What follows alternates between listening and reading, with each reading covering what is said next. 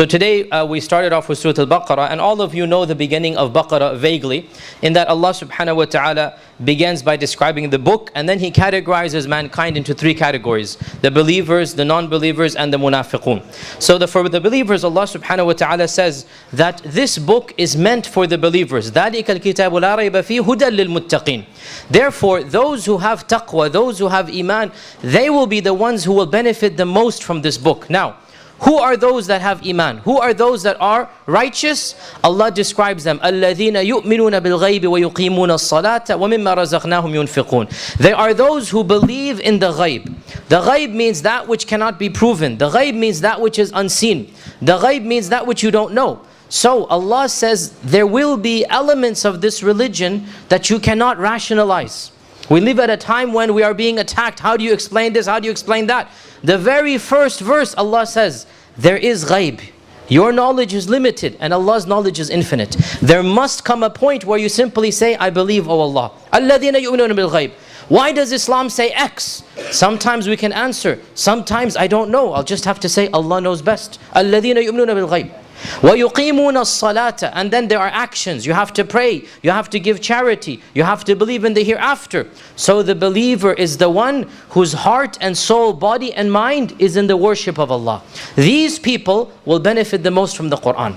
Then Allah says those who don't believe. إِنَّ الَّذِينَ كَفَرُوا. Those who have rejected. Allah says, سَوَاءٌ عَلَيْهِمْ أَنذَرْتُمْ أَمْ لَمْ تُنذِرْهُمْ لَا يُؤْمِنُونَ. It doesn't matter whether you speak or don't speak. They have already decided they're not going to believe. How does Allah describe them? خَتَمَ اللَّهُ عَلَى قُلُوبِهِمْ وَعَلَى سَمْعِهِمْ وَعَلَى أَبْصَارِهِمْ غِشَاوَةٌ. خَتَمَ اللَّهُ عَلَى قُلُوبِهِمْ. Their hearts are sealed. Their ears are sealed. And over their eyes there is a curtain. There is a blind. So, this is interesting. Realize, Allah says the non-Muslim, the one who has rejected Islam, they can hear and see. They have the faculty of hearing and seeing. But they have chosen to put wax in it, to cover up their eyes. Right? So, if they wanted to, they could see. But they have chosen, and Allah Azza wa Jal has punished them, that they have willfully blinded themselves. Now, with regards to the hypocrites, this is where Allah mentions 13 verses. Right? 4 verses for the believers, 2 verses for the kafir, 13 verses for the hypocrites. Who are the hypocrites?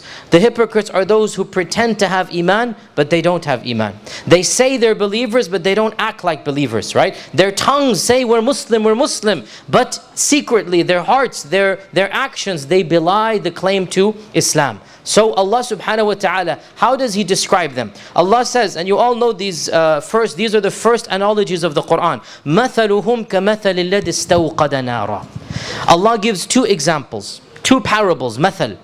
The first mathal is for the one who asked for some wood to light a fire. اسْتَوْقَدَ نَارًا. So this tells us that he's in darkness.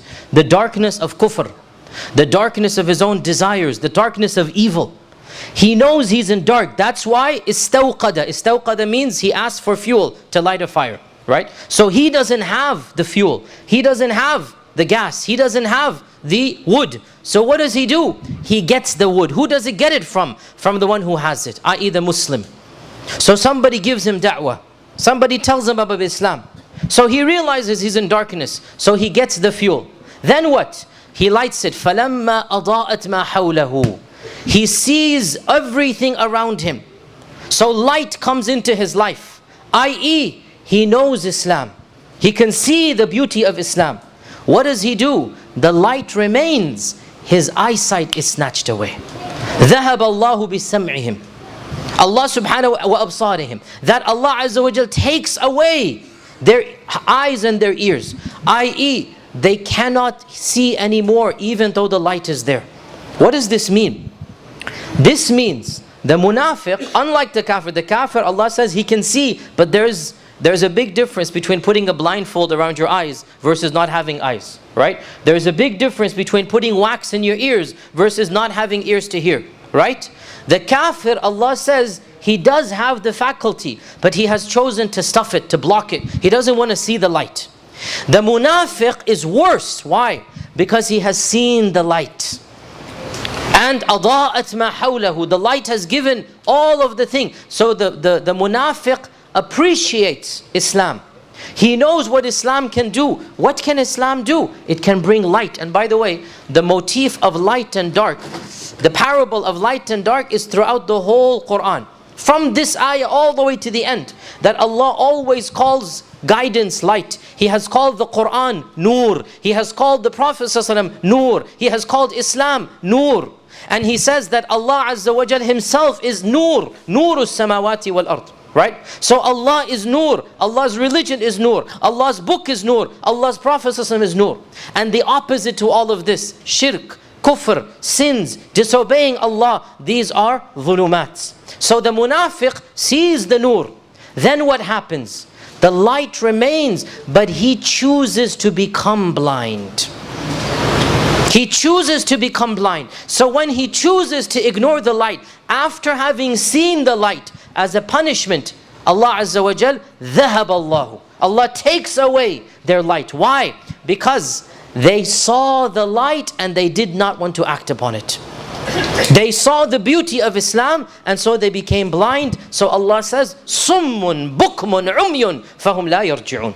They are deaf, dumb and blind. They don't have the faculties of hearing, seeing and speaking. Unlike the kafir, he has the faculty, right? So in one sense, he's more intelligent, he's more capable. All he's got to do is remove the earplugs. All he's got to do is lift the veil. And when he lifts the veil, he will see Islam. You see the analogy here, right? But the munafiq is much worse. The munafiq, Allah says, he has already seen the light, but he has chosen to ignore it. Once he ignores it, what happens? As a punishment, Allah subhanahu wa ta'ala then makes him blind. That if eyesight did not benefit you, if you chose to neglect the eyesight, why should you have eyes? Why should I bless you with eyes? So Allah takes it away. This is the first example given. The second example, أو كصيب من الظلمات أو كصيب من السماء فيه ظلمات ورعد وبرق.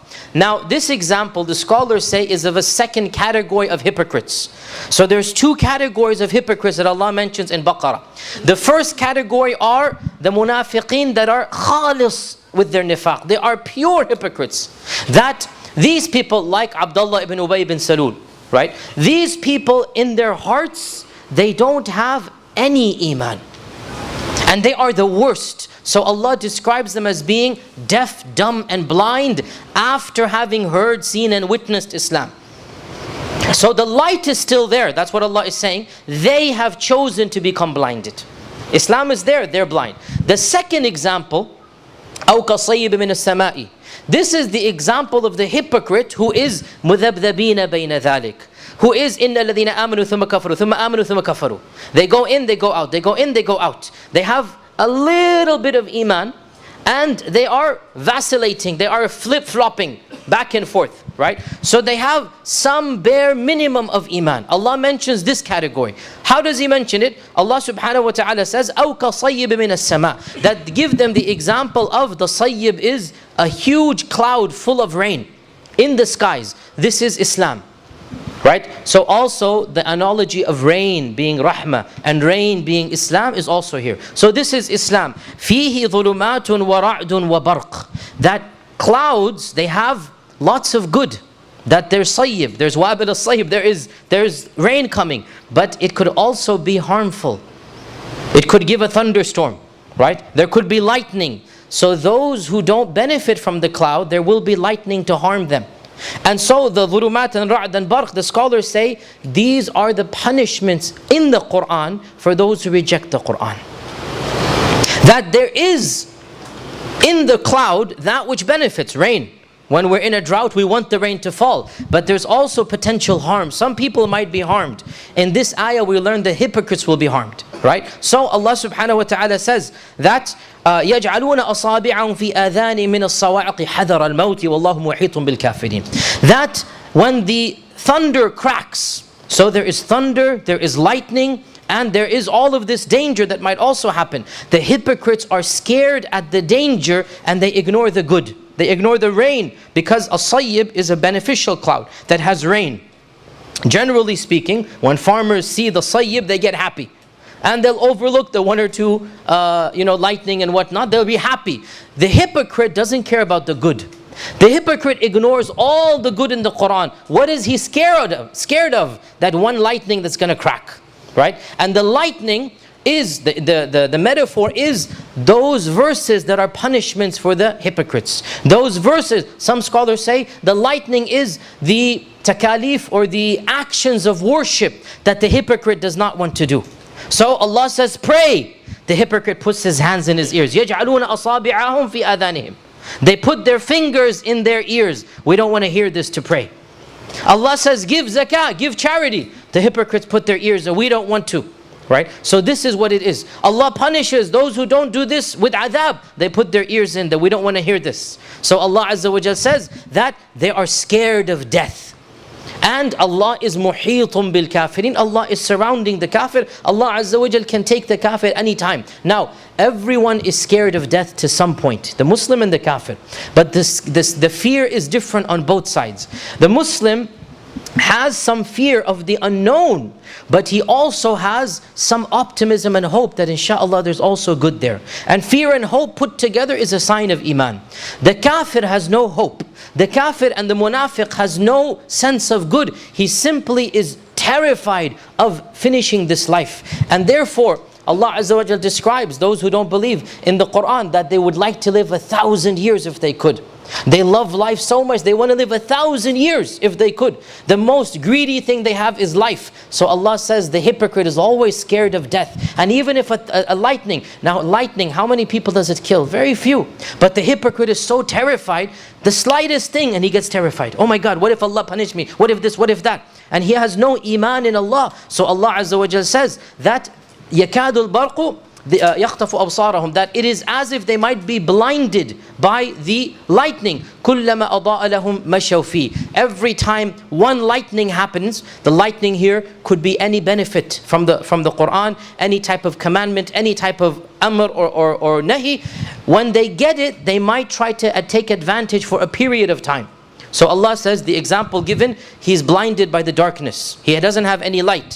When the lightning strikes, you know, it gives us a millisecond of light, right? So كُلَّمَا أَضَاءَ لَهُمْ مَشَوْا فِيهِ. Well, every time lightning strikes, they walk a few steps because they've seen the surrounding, and then they stop.